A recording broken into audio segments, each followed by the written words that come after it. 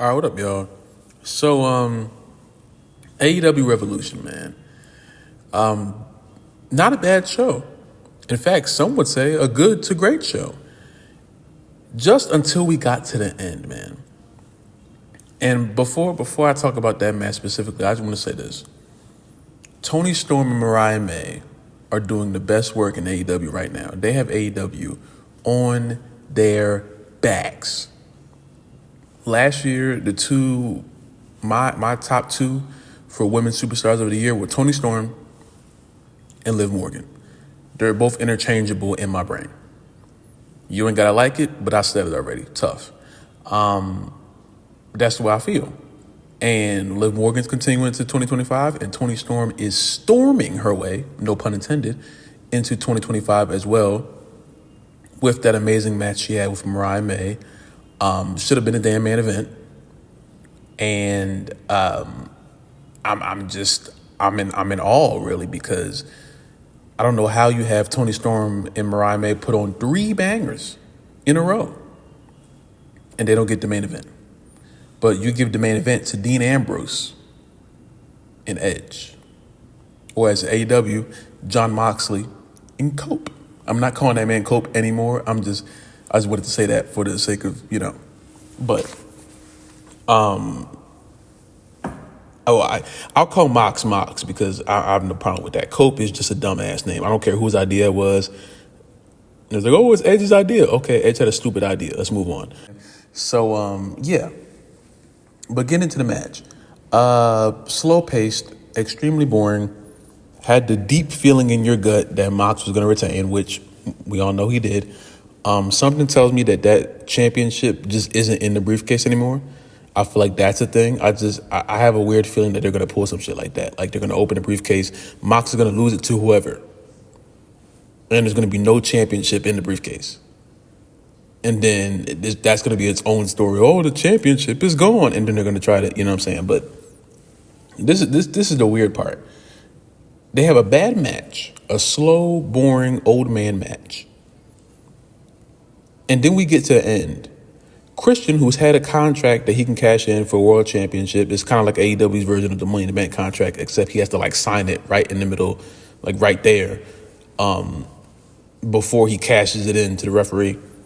So Christian, who he had the contract for almost 200 days, and he comes out, signs the contract. It's a triple threat match now. Eventually, after about 5 minutes, maybe less than that, Mox puts a submission on Christian, who's fresh, by the way. Christian has not been wrestling that long, He tried to pin Edge. Edge kicked out. Mox locked in his submission, and Christian just passed out.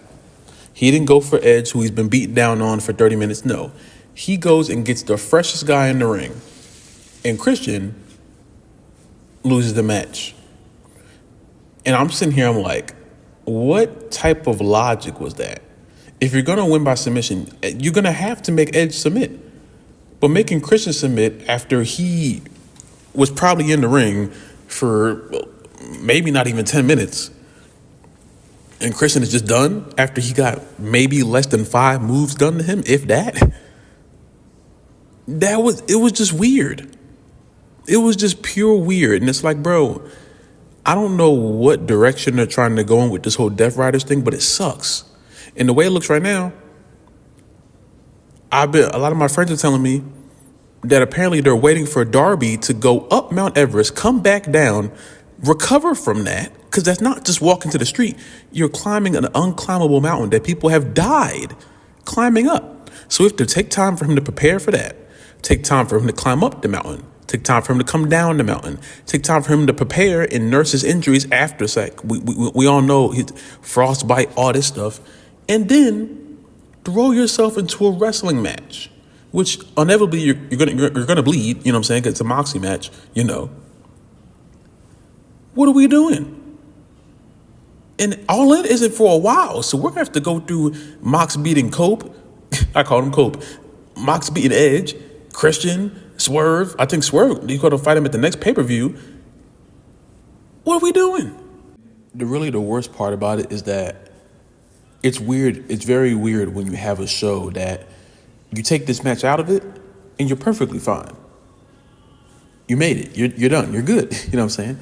You get to this main event, and it's just like, that's all anyone wants to talk about besides Mariah May and Toni Storm. You know what I'm saying? And it's like, that finale, that main event is supposed to be the biggest match, the best match you have. That's why it's called the main event. That match could have kicked off. That match could have been in the middle of the show. You could have had Ospreay and Fletcher be the main event. You could have had Tony. You could have had freaking Omega and freaking Takeshita be the main event. But you decide to go with Mox and Edge in a world championship match that was just a stinker with bad creative. Not only was the match just boring as all hell, there was stupidity sprinkled in as well. Having Christian cash in his contract and just get no payoff from it. I believe this too. There's no reason for an unsuccessful contract. Like, you know what I'm saying? Like, you cash in the contract, there's no reason for it to be unsuccessful. The only one that can maybe make sense is when Cena, when he cashed in, and I think Big Show made sure he didn't. Even that was like deployed stupid from what I remember. But it's like, bro, if you cash in a briefcase, I always think you should get the championship. You've held the briefcase or the contract for I don't know how long just to go out there and fail. And what happens? Now he's back in the line. What happens with Christian? He just, the way it looks, he's going to fight freaking Edge at Dynasty. Which, okay, I don't know why I'm supposed to care. I don't know what Christian and Edge are going to do that Edge and Mox didn't do. I don't care. And it's like, how do you look at, like, you have Toni Storm, who was from WWE, but I don't really consider her a WWE talent, even though she was there for a long time. I think she's so much of the backbone. She's damn near one of the pillars of AEW right now. So I kind of give her a pass. But technically, she is a WWE superstar, former. Mariah May, coming from Stardom, I believe it was. She wasn't in WWE, MJF, original. Hangman, original. Omega, Takeshita, all of these people that put on great matches at Revolution, and you decide to give your main event to a WWE Hall of Famer, and well, really two WWE Hall of Famers, Mox is going to go in for the Shield, Edge is going to go in, is Edge in the Hall of Fame? I'm not sure, but even if he isn't, he will be, you know what I'm saying, who he should be. He might be, I really can't remember, but it's the greatest, it's one of the greatest of all time in Edge, and Mox is arguably in the greatest stable in history of the company. So, Dean Ambrose and Edge main eventing your AEW pay-per-view after your AEW originals wrestled circles around them in 2025 is freaking crazy.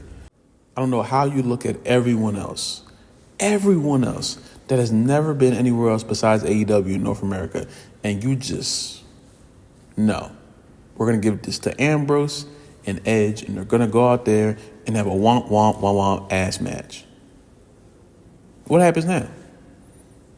I don't care to see Mox fight Darby because I don't know why we're waiting for Darby. I don't understand the concept of that. Darby's going to be like recovering for a very long time. God willing, he's okay after that. That's a life-altering thing. Climbing Mount Everest is not just walking to the park. I don't even think people I know people do, but it feels like Tony Khan doesn't even realize the nonsensical aspect of letting your superstar go and do something as death-defying as that, even though we all know Darby's done half that shit on TV, but it's still that's still like a controlled area. If something goes wrong, officials can come out, they can save him if something goes terribly wrong. He on that mountain, I hope he has a team. I hope he ain't doing it by himself. You know what I'm saying? Like, there's so many dangerous things, and I don't want anything to happen to Darby, obviously. But we're banking on Darby doing such a dangerous act just for the simple entertainment factor of it. We're banking on Darby to do this super dangerous act where he's going to put himself at super duper risk and put the world championship on someone who's probably not going to even be prepared for that kind of stuff as soon as he comes down from where he's going.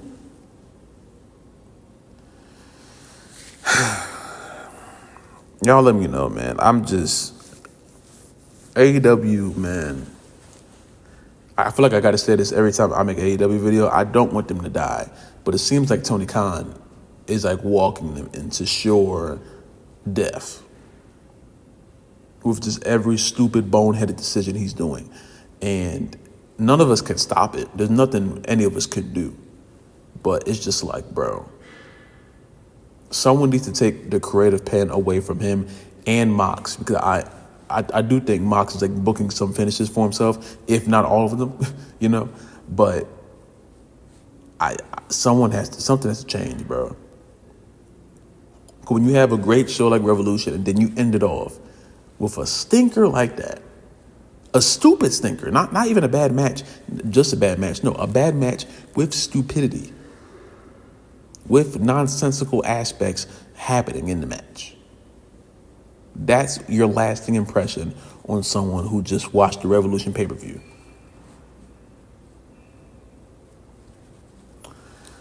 Y'all let me know how you guys feel about Revolution, man. Do you think is it time? Is it time to start playing outstanding every time Edge and Mox come out? Because my gosh, bro, it hurt my heart because I love both of them. I love both of them. Seeing them in that manner, at that spot in the card, in that show, was just disgusting. It was disgusting. But y'all let me know how you guys feel about it, man. Stay safe, drink water. I love you guys, and I will see you next video, man. Praise God. I'm out of here.